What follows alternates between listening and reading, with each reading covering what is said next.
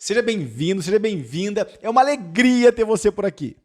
Esse é o 8º episódio da nova linha editorial chamada Vivendo de Recuperações Judiciais. Um programa que tem por escopo abrir a porta do mercado de recuperações judiciais a você, advogado, advogada, contador, administrador ou economista, porque esses profissionais também podem atuar na figura do administrador judicial.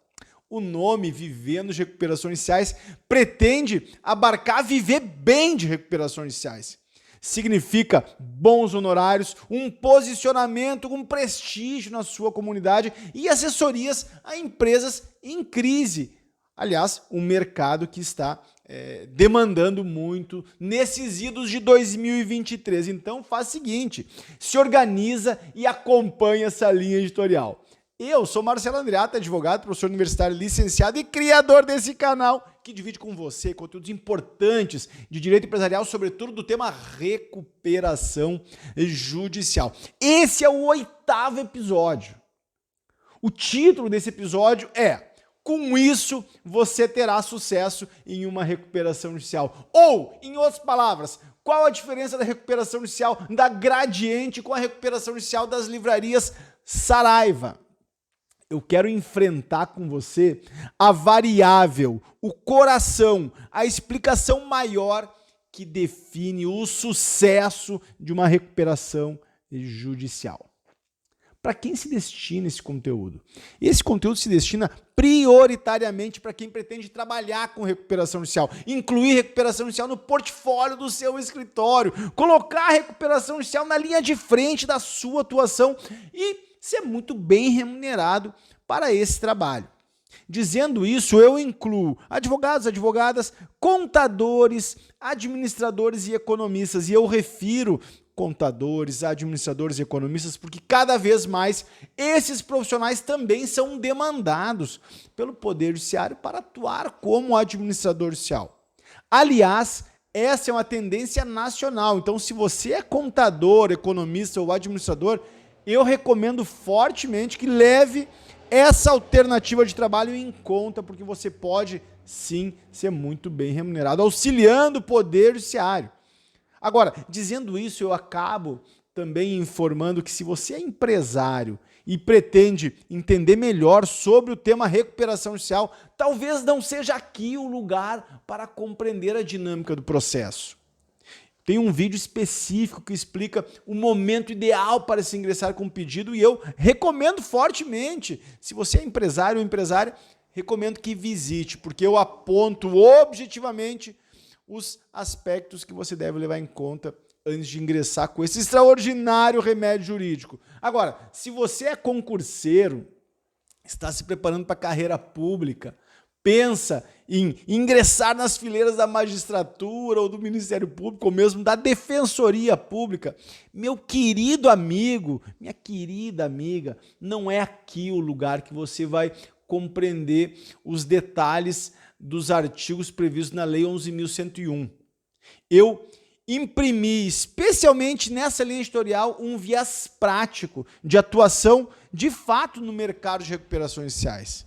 Então você não vai compreender aqui a inteligência do legislador nos artigos da Lei 11.101. Agora, se você pretende ingressar na carreira pública, tendo em vista a regularidade dos honorários e eventual prestígio que a carreira pública pode ter na sua cabeça, deixa eu lhe dizer, prestígio e honorários regulares você encontra no trabalho com recuperações judiciais. Se é esse o seu objetivo, talvez vale a pena ficar nessa linha editorial, ficar nesse vídeo. É um prazer conversar com você sobre esse mercado de recuperações judiciais. Bom, feitas as introduções, vamos lá. Eu estou com o meu esquema aqui ao lado e o tema é o seguinte. Marcelo, qual é o coração do sucesso de uma recuperação judicial? E eu vou formular de outra forma. Olha só. Marcelo, qual é a diferença da recuperação judicial da Gradiente e da recuperação judicial das livrarias Saraiva? Eu não sei se você sabe, mas existe hoje um pedido pendente do Poder Judiciário Paulista sobre eventual falência da livraria Saraiva. Foi indeferido na primeira instância e eu tenho convicção que foi para o tribunal, ou seja, existe hoje uma discussão no tribunal acerca de eventual convolução da recuperação judicial das livrarias Saraiva em falência. E, por outro lado, a recuperação judicial da Gradiente teve o seu encerramento em fins de 2022 e início de 2023, com o sucesso da estratégia de soerguimento. A pergunta é, qual é a razão desse sucesso? Por que a recuperação judicial da Gradiente teve o seu devido encaminhamento e por que a recuperação judicial das livrarias Saraiva está, por assim dizer, patinando? A primeira resposta que você pode estar imaginando é que o plano de recuperação judicial da primeira empresa foi mais eficiente do que o plano de recuperação judicial da segunda. Ou seja, o plano de recuperação judicial que levou ao sucesso tem alongamentos maiores, carência também um pouquinho mais significativa e um deságio expressivo, enquanto o plano de recuperação judicial da recuperação que enfrenta dificuldades não alcançou esse grau de benefícios, esse nível de benefícios. Olha, essa resposta até pode ter algum sentido na medida em que o plano de recuperação judicial deve compreender, para além das condições de pagamento aos credores, as reformulações que a empresa deve implementar internamente. Então, se você compreende o plano de recuperação judicial no sentido técnico-jurídico, no sentido de gestão, talvez aqui você tenha um caminho de resposta. Mas, a rigor, a resposta do sucesso de uma recuperação judicial não reside nas condições de pagamento aprovadas no plano. Espera aí que eu vou repetir. Meu querido colega, guarda isso, que isso vale ouro. O sucesso de uma recuperação judicial não reside prioritariamente nas condições de pagamento aprovadas no plano de recuperação judicial. Eu posso aprovar condições de pagamento extraordinárias em um plano de recuperação judicial draconiano e mesmo assim ter o insucesso da recuperação judicial. E eu tenho exemplos disso. Nas grandes recuperações que a gente atuou enquanto administrador judicial, nas 4 grandes, uma de 900 milhões, uma de 450 e 2 de 200, 3 estão em andamento. Na realidade, das 3 em andamento, 2 já encerraram o processo, estão voando. Uma está com processo ativo e outra convolou em falência. Da empresa que convolou em falência, é interessante mencionar que o plano de recuperação judicial aprovado previa um alongamento de 12 anos, previa uma carência de 18 ou 24 meses e previa um deságio expressivo de 40% a 50%. O que eu estou querendo dizer, portanto, é que as condições de pagamento aprovadas em um plano de recuperação judicial não significam, a priori, o sucesso da recuperação judicial. E o sucesso da recuperação judicial, portanto, diz respeito a outros fatores. Tá bem? Mas vamos aprofundar um pouco mais. Eu trouxe uma entrevista do presidente da Gradiente que eu quero que você ouça comigo. Ouça comigo. Olha só. O que o presidente da Gradiente mencionou em uma entrevista dada ao Valor Econômico? Abre aspas. Consideramos que esse foi um processo exaustivo, mas no fim muito bem sucedido, porque saímos dele sem nenhuma dívida e com algum caixa, diz Eugênio Salbe, presidente do Conselho de Administração da Gradiente. Vamos lá, o que mais ele diz? Vemos muito... Aqui é importante. Olha só o que diz o presidente da Gradiente pós-encerramento da recuperação judicial. Escuta com carinho, vem comigo, eu estou apostando na sua inteligência.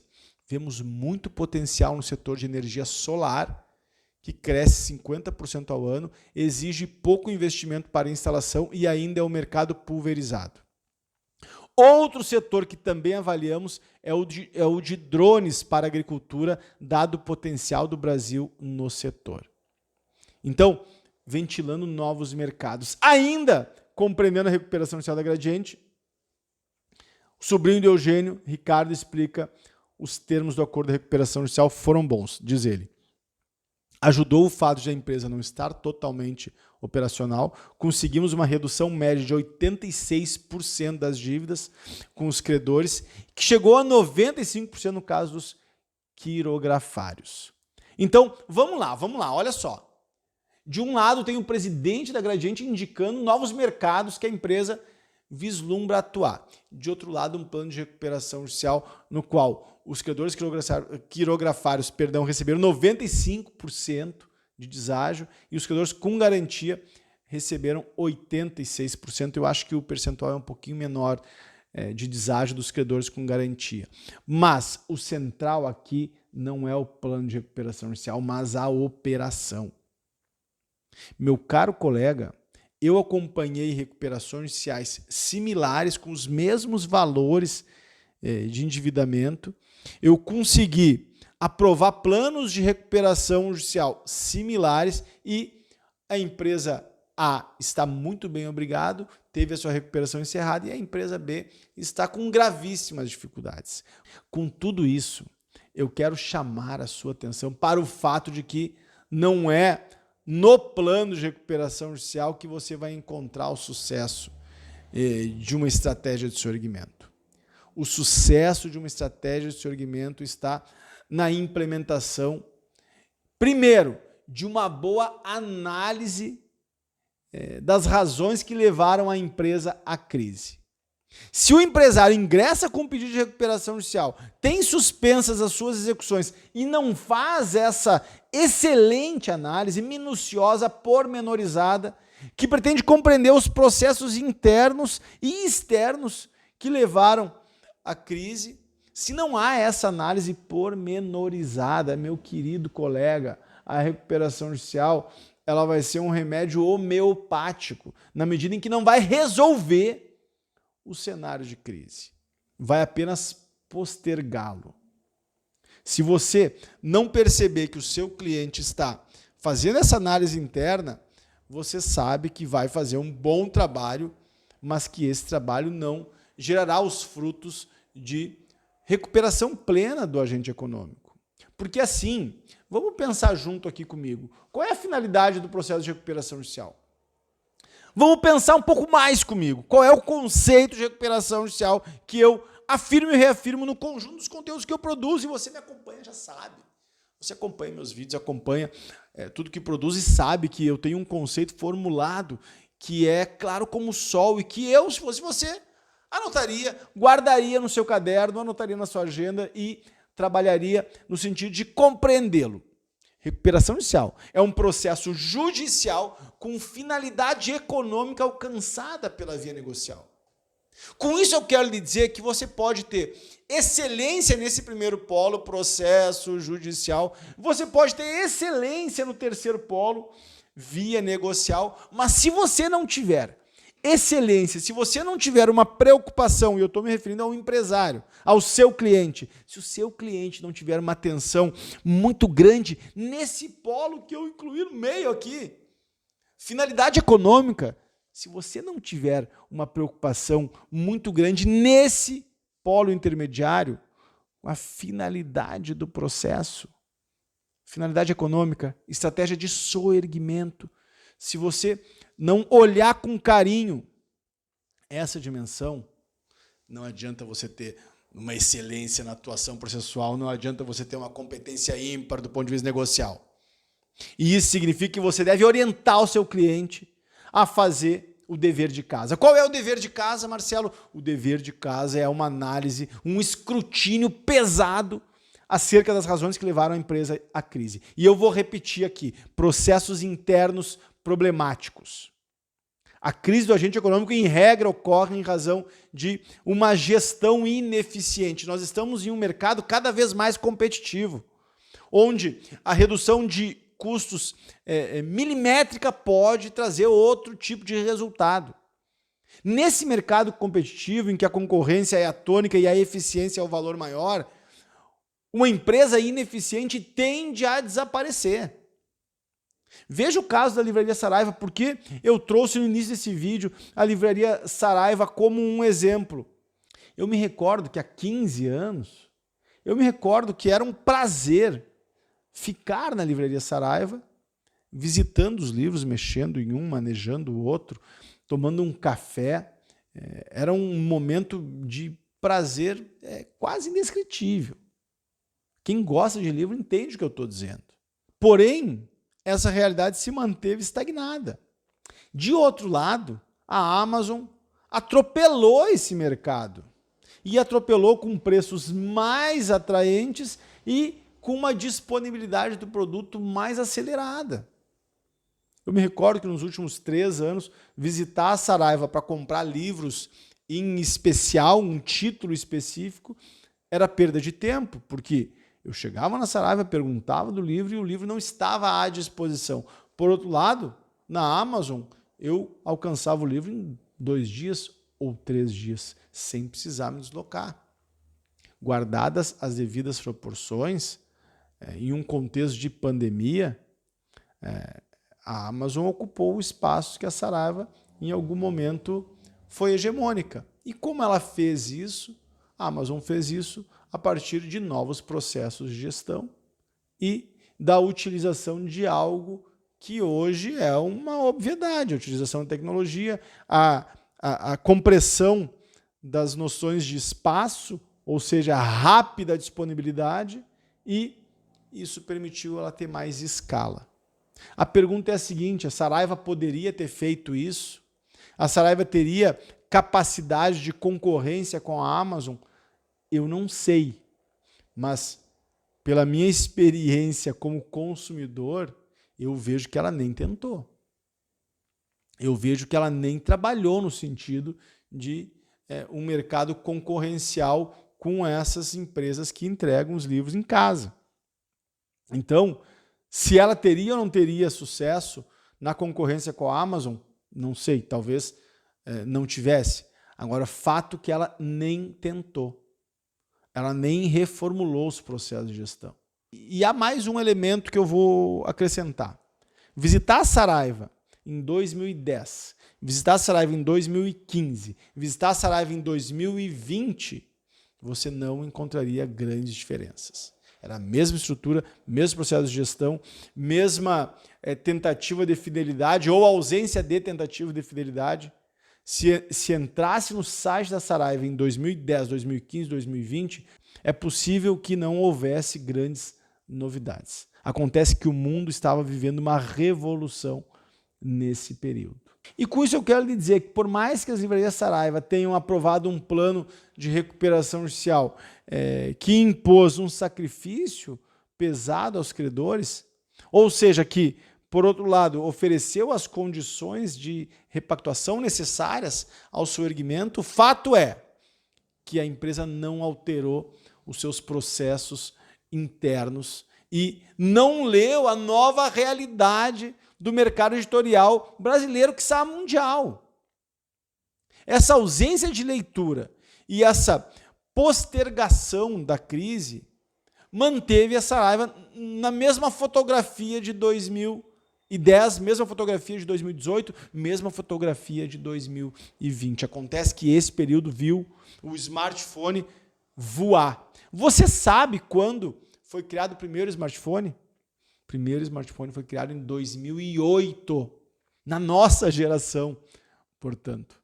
Aí, uma livraria, Mega Store, não se adequar a essa nova dinâmica de consumo significa, sim, dificuldades gravíssimas para o seu erguimento. Portanto, a receita qual é? Se existe um coração do sucesso de uma recuperação judicial, qual é esse coração? Se existe esse coração, se existe essa justificativa, essa razão fundamental, a razão fundamental é a análise arguta, análise precisa das razões que levaram à crise do agente econômico e a superação dessas razões. Uma boa análise passa pela redução grave dos custos, redução radical dos custos e pelo olhar de empresas que estão em uma situação de crescimento. Então, encerrando e dando um exemplo que eu gosto de pensar na prática. No caso da Saraiva, qual seria a melhor alternativa? A melhor alternativa seria olhar para o mercado e analisar quais são as empresas que estão tomando conta desse mercado, o que essas empresas estão fazendo para tomar conta desse mercado. E você vai perceber, junto comigo, que a Amazon tomou para si a venda de livros no Brasil. Como que ela fez isso? ela simplesmente criou uma página de excelência, de confiabilidade, que permite a qualquer um, a qualquer tempo, encontrar o livro de que necessita e comprá-lo, recebendo em 2, 3 ou 4 dias, com valor competitivo. Tem como competir com isso? Eu não sou desse ramo em particular, mas eu sei que esse é o estado da arte da venda de livros hoje. Portanto, se eu quiser me manter no mercado, eu tenho que criar uma competitividade ou alguns pontos concorrenciais fortes, porque senão essa realidade vai simplesmente me atropelar. Encerrando esse vídeo, é importante que você saiba que isso que eu estou dizendo não é, do ponto de vista administrativo, algo novo. Tem um livro chamado Sonho Grande, que conta a história do Jorge Paulo Lemann, do Beto Sicupira e do Marcel Telles na implementação dos processos de gestão de grandes empresas mundiais. Começaram nos anos 70 com uma empresa do mercado financeiro e acabaram por adquirir grandes empresas como Lojas Americanas, que hoje está em recuperação judicial, como Brahma, depois Burger King, e compraram inclusive a Budweiser.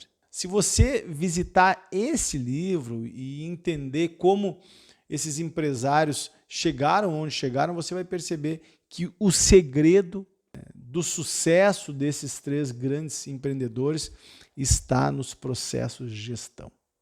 A busca ao máximo de simplicidade, a busca no limite de redução de custos e de eficiência. A meritocracia, o olhar horizontal para a empresa e a busca permanente do aumento de produtividade. Então, esse é o resumo do livro. Vale demais a leitura, Sonho Grande, e explica como reformular, como alcançar o seu erguimento, como implementar reformas internas na empresa imprescindíveis para um cenário de absoluta competitividade.